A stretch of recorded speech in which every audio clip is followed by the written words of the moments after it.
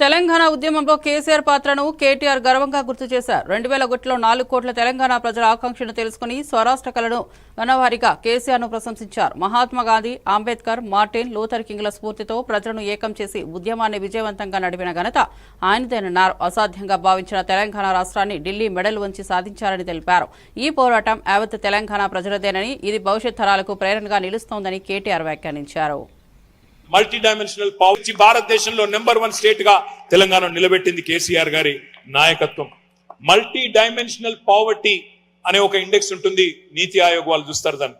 2015-16లో తెలంగాణలో multi dimensional poverty 13.18%, కానీ 2023-24లో 13.18% నుండి మల్టీ డైమెన్షనల్ పావర్టీ 3.76% తగ్గింది. కేవలం 8 ఏళ్లలోనే 10% పేదరిక నిర్మూలన జరిగింది అంటే ఇది తెలంగాణలో తప్ప ఇంకెక్కడ కూడా భారతదేశంలో జరగలేదు.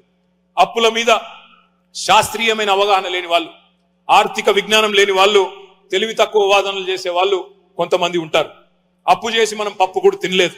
అప్పు చేసి ఆర్థిక చక్రాన్ని తిప్పి ఆదాయాన్ని పోగు చేసి ఈ రాష్ట్రానికి, రాష్ట్రంలోని పేదలకు, రాష్ట్రంలోని ప్రజలకు సంపద సృష్టించాం. తెలంగాణ ఆర్థిక క్రమశిక్షణ తప్పలేదు, మితిమీరి అప్పులు చేయలేదు. కేంద్ర ప్రభుత్వమే చెప్తున్నది, అప్పుల్లో 28 రాష్ట్రాల్లో మనది 24వ ర్యాంక్, అంటే పైనుంచి 24 కింది నుంచి 6వ ర్యాంకు. బ్రహ్మాండమైన ఆర్థిక క్రమశిక్షణ మనకున్నది. కానీ ఇవాళ కొంతమంది తప్పుడు మాటలు మాట్లాడుతూ ఉన్నారు. కానీ మనం ఎన్నడూ కూడా చీకట్లో బాణం వేసే పని చేయలేదు, చేయకూడని అప్పు చేయలేదు, చేయకూడని తప్పు అంతకంటే చేయలేదు. మూస పద్ధతుల్లో ముందుకెళ్లలేదు. అవుట్ ఆఫ్ ద బాక్స్ ఆలోచనలతో, వినూత్నమైన ఆవిష్కరణలతో, పాలసీ డిస్రప్షన్ తో విప్లవాలను సృష్టించాం. మాంద్యం ముసురుకున్న కాలంలోనూ, పెద్ద నోట్లు రద్దయినా కూడా, కరోనా లాంటి ఇబ్బంది వచ్చినా కూడా తెలంగాణను ఆర్థిక రంగంలో ముందుకు తీసుకొని పోయినాం. కేసీఆర్ గారు ఆయన ఒక మాట ఇస్తే మరి నెరవేర్చి తీరుతారనే విశ్వాసం తెలంగాణ ప్రజల్లో ఉంది. కేసీఆర్ అంటేనే విశ్వాసానికి చిరునామా. ఆయన నినాదం ఇస్తే అది సంచలనం, ఆయన విధానాన్ని ప్రకటిస్తే అదొక విప్లవం. ఉద్యమ బాటలో ఆనాడు నేను ఉద్యమ బాట వీడితే నన్ను రాళ్లతో కొట్టి చంపండి అని చెప్పినా, లేదా నిరాహార దీక్ష కూర్చున్నప్పుడు కేసీఆర్ చచ్చుడో తెలంగాణ వచ్చుడో అని చెప్పినా, లేదా ఆంధ్రప్రదేశ్ రాష్ట్రం నుండి నేను ఢిల్లీకి పోతున్నా మళ్ళీ తిరిగి తెలంగాణ గడ్డ మీదనే కాలు పెడతానని చెప్పినా, అది కేసీఆర్ గారి యొక్క ఆత్మవిశ్వాసానికి, ఆయన మీద ఉన్న నమ్మకానికి, ప్రజల మీద ఉన్న నమ్మకానికి ఒక నిదర్శనం. 4 ఏళ్లలో ఇంటింటికి నల్లబెట్టి నీళ్ళు ఇస్తా, ఇయ్యకపోతే ఓట్లు అడగా అనే రాజకీయ నాయకుడు లేపాక్షి సంస్థ చైర్మన్ గా పసుపులేటి హరిప్రసాద్ బాధ్యతలు స్వీకరించారు. విజయవాడ గాంధీనగర్లోని కార్యాలయంలో జరిగిన కార్యక్రమంలో ఆయన పదవులకు ప్రవేశించారు. రాష్ట్ర హస్తకళల అభివృద్ధికి తన వంతు కృషి చేస్తారని హరిప్రసాద్ తెలిపారు. స్థానిక కళాకారుల కృషికి దేశ విదేశాల్లో మార్కెట్ లభించేలా ప్రణాళికలు రూపొందిస్తామని చెప్పారు. ముఖ్యమంత్రి, ఉప ముఖ్యమంత్రులకు ఈ అవకాశం ఇచ్చినందుకు కృతజ్ఞతలు తెలిపారు. హస్తకళల రంగానికి హరిప్రసాద్ నాయకత్వంలో కొత్త దశ మొదలవుతుందని పలువురు నేతలు అభినందనలు తెలిపారు.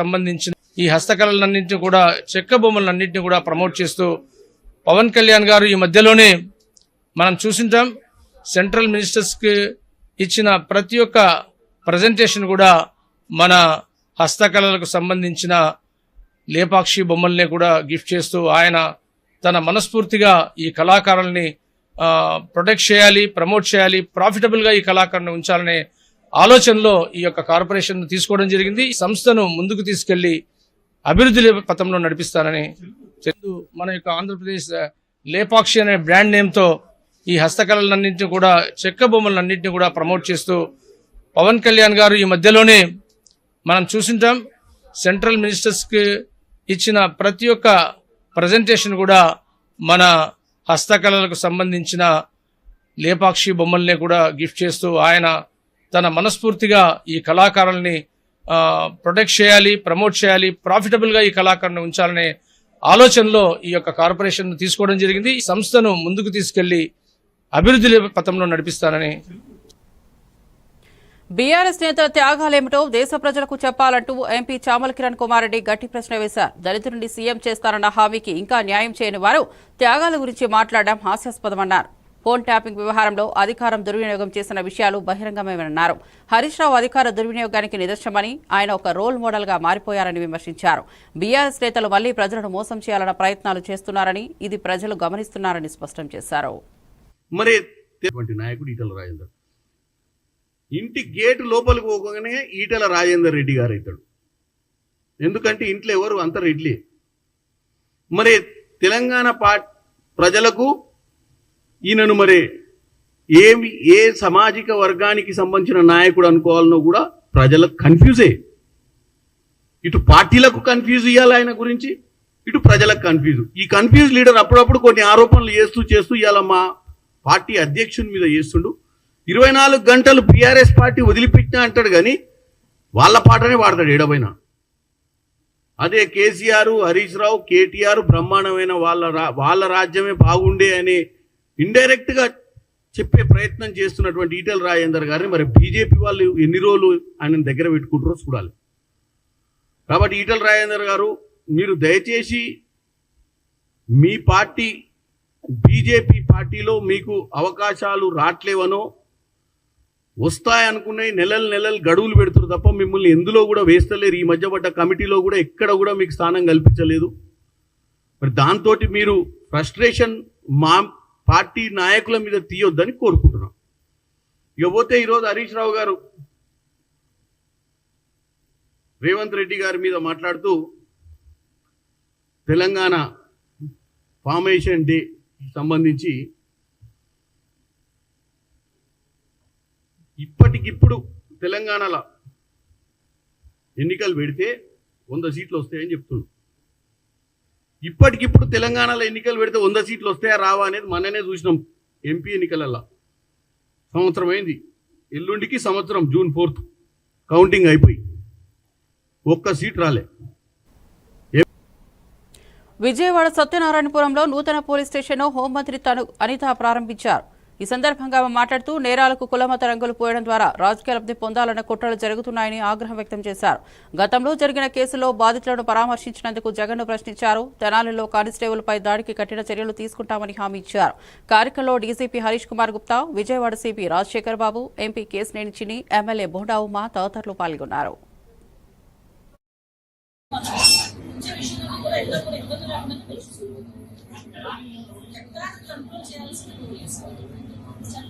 పోలీసు చేతిలో తీసుకుని ఇష్యూ ఏంటంటే ఒకటండి, నాకు అర్థం కాదు ఏంటంటే తప్పు చేసిన రోజు పొలం ఏంటి అదొక్కటి చెప్పండి.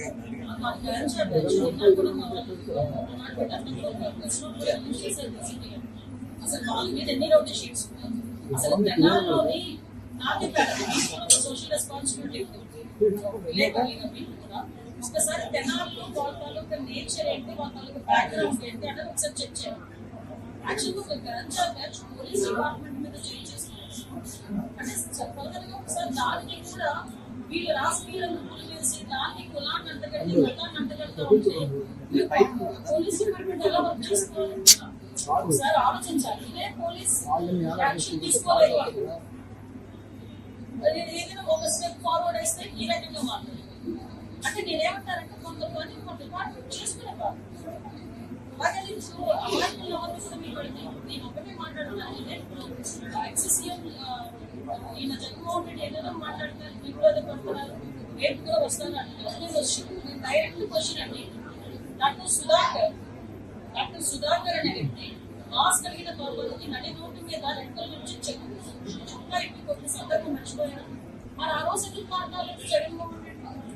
ఆ రోజు అయితే లాస్ట్ వచ్చారు, ఆ రోజు అయితే అదే చంద్రబాబు నాయుడు గారు అమరావతి చూడడానికి ఎంతో బస్సు మీద రాళ్ళు ఇస్తుంటారు. ఆ రోజు ఎందుకు రాళ్ళు ఇస్తారంటే కావలసి వచ్చారు అనుకున్నాను. అదే పోలీస్ డీసీపీ ఆఫీస్ కి పక్కనే ఉన్న సెంట్రల్ ఆఫీస్ మీద దాడి చేస్తే ఆ కార్యకర్తకి బీపీ వచ్చింది అంట. ఇవన్నీ ఎక్సెసివ్ మాట్లాడే కదా. ఈరోజు అదే వరప్రసాద్ అని మన రాజమండ్రిలో వరప్రసాద్ అని ఇసుక మాఫియా గురించి మాట్లాడితే పోలీస్ స్టేషన్ లో కూర్చుని శిరోమండలం చేస్తే మరి ఆ రోజు ఎందుకు మాట్లాడలేదు? దళిత నాయకులు ఆ రోజు దళితులు ఎందుకు శిరోమండలం చేశారు? రాష్ట్రంలో రేషన్ వాహనాలు తొలగించడం ప్రజలకు మేలు చేయడానికి కోసం కాదు, దోపిడీ కోసం చేస్తున్న చర్య అని మాజీ మంత్రి కారుమూరి నాగేశ్వరరావు ఆరోపించారు. చంద్రబాబు ప్రభుత్వ లక్ష్యం ప్రజలకు ఇబ్బంది కలిగించడమేనని విమర్శించారు. అవసరమైన సంస్థలను సులభంగా అందించే రేషన్ వాహనాల తొలగింపుతో గ్రామీణ ప్రాంతాల్లో ప్రజలు ఇబ్బందులు పడుతున్నారని చెప్పారు. పథకాల పేరిట ప్రయోజనం కలిగించకుండా వ్యయాలను తగ్గించి లబ్ధిదారులకు మేలు తగ్గిస్తున్నారని ధ్వజమెత్తారు. ప్రజల అభిప్రాయాలు, అవసరాలపై లెక్క చేయని పాలన కొనసాగుతుండటంపై ఆయన ఆవేదన వ్యక్తం చేశారు. మరి ఇవాళ నిన్ననే మళ్ళీ పాత సిస్టానికి తెరలేపారు. ఆ పాత సిస్టంతో తెరలేపటం నిన్న అనంతపురంలో ఒక 70 ఏళ్ల వృద్ధురాలు తొలిగా ఆవిడ రేషన్కి వెళ్ళి మరి అక్కడ మరణించడం జరిగింది. మరి ఆవిడ మరణించడం జరిగింది. ఒకసారి మీరు చూడండి, ఇది ఆవిడ మరణించటం అదే ఆటోమేటిక్ అన్ని నడుస్తాయి కదా. మరణించడం జరిగింది 70 ఏళ్ల వృద్ధురాలు. ఇలాగా రేషన్ నిన్న వైజాగ్లో 4వ పట్టణ పోలీస్ స్టేషన్లో ప్రజలే పట్టుకుని వాళ్ళని ఏదైతే రేషన్ షాప్ ద్వారా తరలిపోతున్నాయో రైస్ని మరి పోలీస్ స్టేషన్లో పెట్టి కేసు పెట్టించడం జరిగింది. మీరు ఏదో ఈ బళ్ళ మీద అవినీతి జరిగిపోతుంది అంటున్నారు. మీరు ఈ 12 నెలల్లో ఎన్ని బళ్ళుని మీరు పట్టుకున్నారు, ఎంత రేషన్ని దొంగచాటుగాళ్ళు అమ్ముతా ఉంటే పట్టుకున్నారని నేను అడుగుతున్నా. మేము ఇవాళ రేషన్ షాపుల వాళ్ళకి మేము వ్యతిరేకం కాదు, రేషన్ షాపులను కూడా మేము కొనసాగించాం. రేషన్ షాపులతో పాటు ఈ ఎండివి బళ్ళు నడిచినాయి. వాళ్ళకు కూడా జగన్మోహన్ రెడ్డి గారు మేము అధికారంలోకి వచ్చిన తర్వాత వాళ్ళకి కమిషన్ కూడా పెంచుతారని చెప్పారు. వాళ్ళను కూడా రద్దు చేసేది లేకుండా రేషన్ షాపుల వాళ్ళు కంటిన్యూ అవ్వాలి, ఎండివి బళ్ళు కూడా కంటిన్యూ అవ్వాలని చెప్పి అందరినీ ఆదుకునే మనసున్న ముఖ్యమంత్రి జగన్మోహన్ రెడ్డి గారు. ఇవాళ మీరు లక్షల ఉద్యోగాలు ఇస్తానన్నారు, లక్షల ఉద్యోగాలు గాలికేరు. ఇవాళ మీరు వాలంటీర్ని 2,60,000 మందిని నిష్కారణంగా తీసేసి 10,000 ఇస్తారని చెప్పి మోసం చేశారు. అలాగే ఏదైతే లిక్కర్ షాప్లో పనిచేస్తున్న మరి 25,000 మందిని తీసేసి మరి వాళ్ళని కుటుంబాలకి.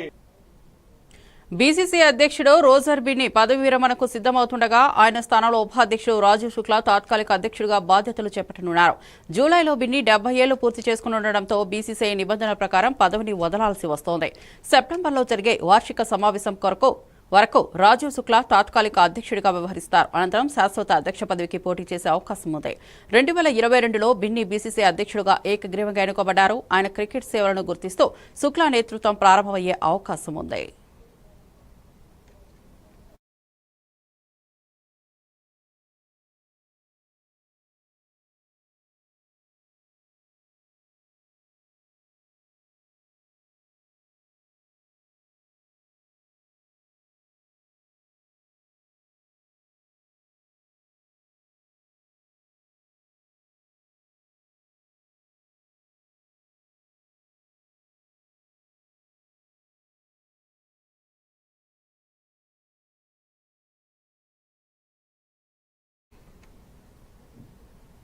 తెలంగాణ కాంగ్రెస్ సీనియర్ నేత జగ్గారెడ్డి బీఆర్ఎస్ ఎంపీ కొత్త ప్రభాకర్ రెడ్డిపై తీవ్రంగా విరుచుకుపడ్డారు. సీఎం రేవంత్ రెడ్డికి సలహాలు ఇచ్చే స్థాయిలో ఆయన లేరని విమర్శించారు. 2 సార్లు ఎమ్మెల్యేగా ఎంపీగా గెలిచినా కేసీఆర్ వద్ద ఆయనకు స్వేచ్ఛ లేకపోవడాన్ని ఎత్తి చూపారు. కేసీఆర్ నిలబడమంటే నిలబడతాడు, కూర్చోమంటే కూర్చుంటారు అంటూ కొత్త ప్రభాకర్ను ఆగ్రహంతో ఆవేశపూరితంగా విమర్శించారు. అటెండర్ స్థాయిలో వ్యవహరించాల్సిన పరిస్థితి ఆయనకు వచ్చిందని ఎద్దేవా చేశారు. ఈ వ్యాఖ్యలతో రాజకీయ వర్గాల్లో చర్చ జోరుగా సాగుతోంది. రేవంత్ రెడ్డిని నీ లైఫ్ ఏసి ఉంటుందంటే కేసీఆర్ కూర్చోమంటే కూర్చోవాలి, నిలబడమంటే నిలబడాలి. ఆయన బీఫామ్ ఇస్తేనే నువ్వు ఎంపీ 2 సార్లు అయినా, ఆయన బీఫామ్ ఇస్తేనే ఎమ్మెల్యే. నీ బలహీనతలు నీకున్నాయి రాజకీయంగా. కానీ ఇప్పుడు నువ్వేమంటున్నావు? ముఖ్యమంత్రి రేవంత్ రెడ్డిని పరిపాలన పరంగా విమర్శిస్తూ ఆయన చేంజ్ చేసుకోండి అని నువ్వు అంటావు. నువ్వే చెప్పు, నీకు ముఖ్యమంత్రి రేవంత్ రెడ్డిని చేంజ్ చేసుకోండి అని సలహా ఇచ్చేంత పర్సనాలిటీ నీది కాదు, ఆ కెపాసిటీ నీకు లేదు. ఎందుకంటే 2 సార్లు ఎంపీ ఉన్నా, ఇప్పుడు ఎమ్మెల్యే ఉన్నా, నువ్వు కేసీఆర్ దగ్గర ఒక అటెండర్కి నిలబడాల్సిందే నీ పొలిటికల్ లైఫ్. నువ్వు ఒక ఎమ్మెల్యే ఉన్నావు, అపోజిషన్ పార్టీ ఎమ్మెల్యే కాబట్టి ముఖ్యమంత్రి రేవంత్ రెడ్డిని విమర్శ. తిరుమలలో నినాదాల వ్యవహారంపై టీటీడీ బోర్డు సభ్యుడు భానుప్రకాష్ రెడ్డి తీవ్రంగా స్పందించారు. టీటీడీ ప్రతిష్టను దిగజార్చే కుట్రలో భాగంగా ఈ ఘటన జరిగిందని ఆరోపించిన ఆయన తిరుమల 1వ పోలీస్ స్టేషన్లో ఫిర్యాదు చేశారు. వైసీపీ నేత ఉద్దేశపూర్వకంగా భక్తులను రెచ్చగొట్టారని ఆరోపించారు. ఇటువంటి ఘటనలు తేలిగ్గా తీసుకోవద్దని, బాధ్యులపై చట్టపరమైన చర్యలు తప్పవని అన్నారు. టీటీడీ వ్యతిరేకంగా వ్యవహరించే ఉద్యోగులపై శాఖపరమైన చర్యలు కూడా తీసుకుంటామని హెచ్చరించారు. కానీ నేను టీటీడీ విజిలెన్స్ వారిని కూడా పోలీసు వారికి కూడా విజ్ఞప్తి చేస్తున్నా, ఎవరైనా సరే ఇక్కడ నియమ నిబంధనలు అతిక్రమిస్తే ఎవరైనా సరే స్పేర్ చేయాల్సిన అవసరం లేదు. ఎంత పెద్ద నాయకుడైనా సరే ఎవరైనా సరే స్పేర్ చేయాల్సిన అవసరం లేదు. కొండ దిగే లోపల వాళ్ళని కేసు కట్టి చట్టరీత్యా వారి మీద చర్యలు తీసుకోవాలని చెప్పి మేము డిమాండ్ చేస్తున్నాం. ఉండండి, భవిష్యత్తులో ఇలాంటి చర్యలు పునరావృతం కాకుండా టీటీడీ ప్రభుత్వం గట్టి చర్యలు మీరు తీసుకోబోతున్నారు. స్వామివారి ఉప్పు తింటూ స్వామివారి దగ్గర జీతం తీసుకుంటే కొందరు ఇలా 2000 మంది నా నిఘా నేత్రాలు ఉంటున్నాడే కరుణాకర్ రెడ్డి, ఆ నేత్రాలు కొన్ని నేత్రాలు ఇక్కడ పనిచేస్తున్నాయి. ఆ నేత్రాలన్నింటినీ వాళ్ళ ఇంటికి పంపించేస్తాం ఖచ్చితంగా. హరిహర వీరమల్లు విడుదల నేపథ్యంలో నిర్మాత ఏఎం రత్నం కీలక అడుగు వేశారు. జూన్ 12 విడుదల కానున్న ఈ భారీ చిత్రానికి టికెట్ ధరల పెంపు, ప్రత్యేక షోలకు అనుమతి కోరుతూ తెలుగు ఫిలిం ఛాంబర్ అధ్యక్షుడు భరత్ భూషణ్ కు వినతిపత్రం సమర్పించారు. ఆంధ్రప్రదేశ్ ఉప ముఖ్యమంత్రి పవన్ కళ్యాణ్ సూచనల మేరకు ఫిలిం ఛాంబర్ ద్వారా ప్రభుత్వానికి వినతిని పంపించనున్నారు. థియేటర్ల మూసివేత, టికెట్ రేట్ల వివాదం నేపథ్యంలో నిర్మాతలు వ్యక్తిగతంగా కాకుండా ఛాంబర్ ద్వారా విజ్ఞప్తులు పంపించాలని పవన్ సూచించగా నిర్మాత రత్నం అదే దిశగా ముందడుగు వేశారు. హరిహర వీరమల్లుకి ప్రభుత్వం నుంచి సానుకూల స్పందన వస్తుందో లేదో అన్నదే ఇప్పుడు రాజకీయ సినీ వర్గాల్లో చర్చకు దారితీసింది.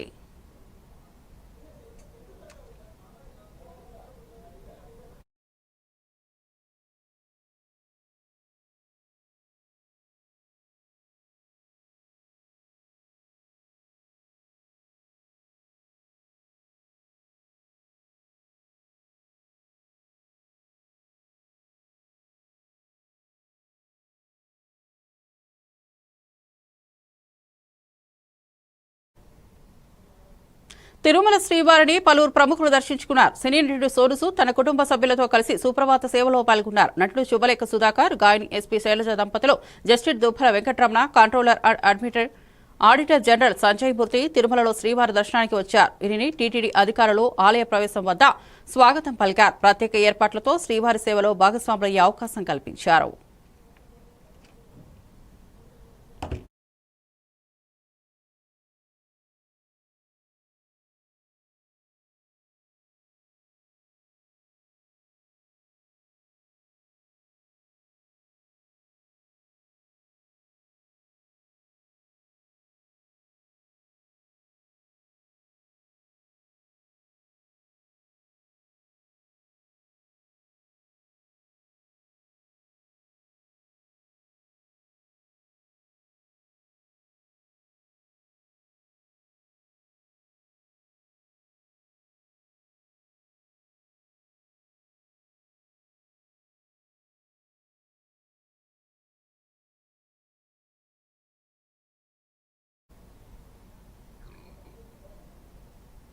మరిన్ని అప్డేట్స్ కోసం చూస్తూనే ఉండండి A1 టీవీ తెలుగు న్యూస్.